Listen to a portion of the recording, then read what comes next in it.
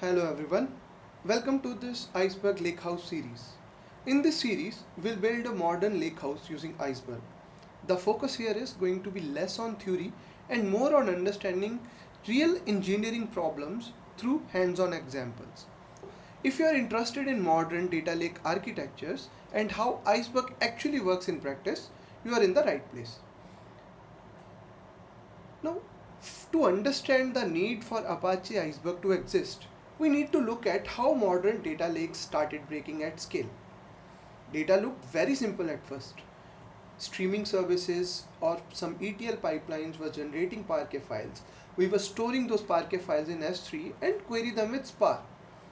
This architecture was cheap, it was scalable, flexible, and very simple. For a while, it actually worked.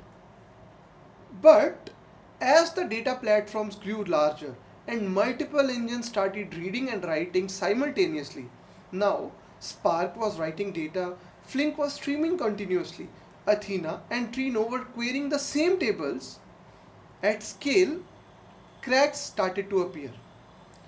And suddenly, your tables became inconsistent. Partition management became painful. Schema changes broke pipelines and query collapsed under millions of tiny files. The problem wasn't Spark, it wasn't Parquet either. The problem was much deeper. The problem was that we were treating object storage like a database without having actual table level guarantees. Apache Iceberg was created to solve exactly this problem. To understand why Apache Iceberg became necessary, we first need to understand why traditional data lakes started breaking. Let's look at Parquet first. Parquet is not a table format. It's an excellent file format. It compresses data efficiently. It supports columnar reads and works extremely well for analytics. But Parquet only understands files. It has no idea about tables. Which means Parquet has no idea what is the latest valid version of a table, which files belong to the current table state, whether a write partially failed, or what readers should see during concurrent updates. For years, Hive-style lakes compensated for this using folder structures, meta-store entries, and external metadata synchronization. At small scale, this approach was manageable, but eventually the architecture itself started breaking down. Now, this is where things became dangerous. Imagine multiple engines reading and writing simultaneously. You had an object storage, Spark was overwriting partitions, Flink continuously appending new data, while Trino queries the same table simultaneously. Object storage has no native transaction layer, so coordinating between readers and writers became extremely difficult. Depending on the timing, different engines may see completely different version of the table. Readers may encounter partial reads, duplicate records, missing files, or inconsistent query results. And these failures are notoriously difficult to debug because they happen under concurrency. They don't happen all the time. To understand partition management, we need to understand that in traditional Hive-style lakes, query performance depended heavily on physical folder layout. At small scale, it felt simple, but over time, years of historical data accumulate, ingestion volume grows, and partition counts explode. And now, even discovering partition becomes expensive. Metadata synchronization slows down, query planning gets heavier and heavier, and changing your partition strategy later became extremely painful. So at the end, what happened is your storage layout slowly becomes your application logic. Schema evolution pain. To understand it, we need to know a very simple concept, that is, different engines interpret schema changes differently. Some resolve columns by name, other depends on column position. So consider this example. You have a schema where ID, name and age and data is written with this schema. Now over the time, schema changed. You renamed from name to full name and you reordered the columns from age, ID, name, age to age, ID and full name. It's a common scenario that can happen with any schema. But different engines will interpret these changes differently.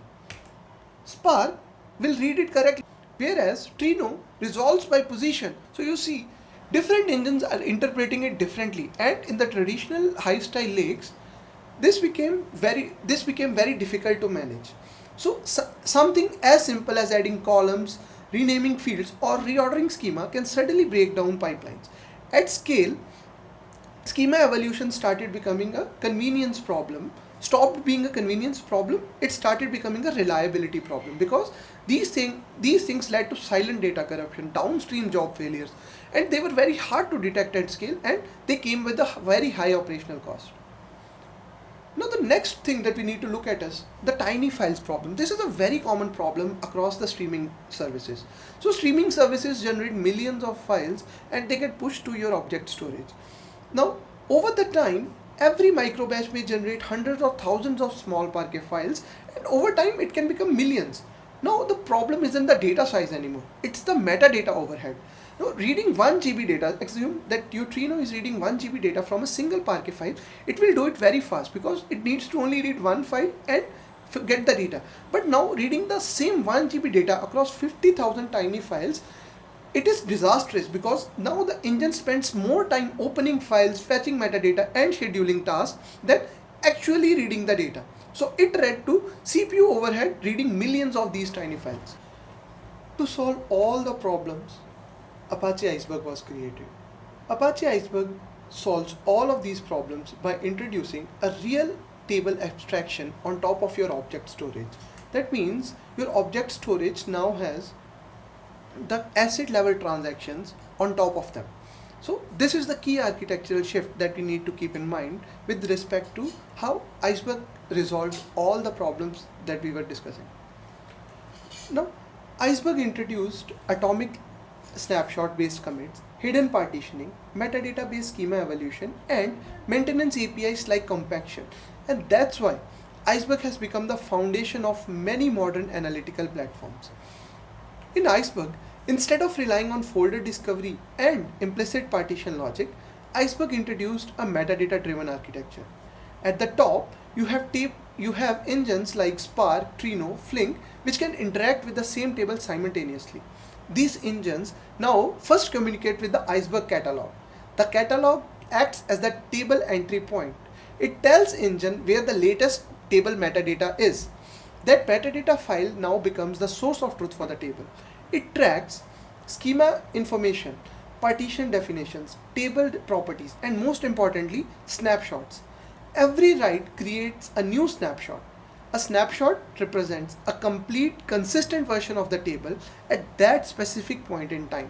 Snapshots then reference manifest files. Manifest files contains metadata about the actual parquet file, such as file locations, partition stats, minimum and maximum values for the columns, and row counts. And finally, the parquet files themselves remain stored in the object storage like S3. This architecture completely separates table management from physical storage layout. Readers never scan partially written data. They simply read the latest valid snapshot, which means Spark now can safely write data while Trino simultaneously read consistent results without depending on fragile folder synchronization. In this series, we will build a production style Iceberg architecture using Spark as the writer, AWS Glue as the catalog, S3 as object storage, and Trino as the query engine. And we will go far beyond your basic setup. In this whole series, we will cover Iceberg's internal metadata internals, snapshots and manifests, schema evolution, partition evolution, and a lot more things which actually will make you production ready for Iceberg. And most importantly, this series will stay heavily focused on hands-on engineering. That means we will read a bit about theory but also implement the same together. In the next video, we will break down the technologies we will be using: Spark, Iceberg, AWS Glue, and Trino, and more importantly, how to think about choosing them in a real-world architecture. Thank you and see you guys in the next video.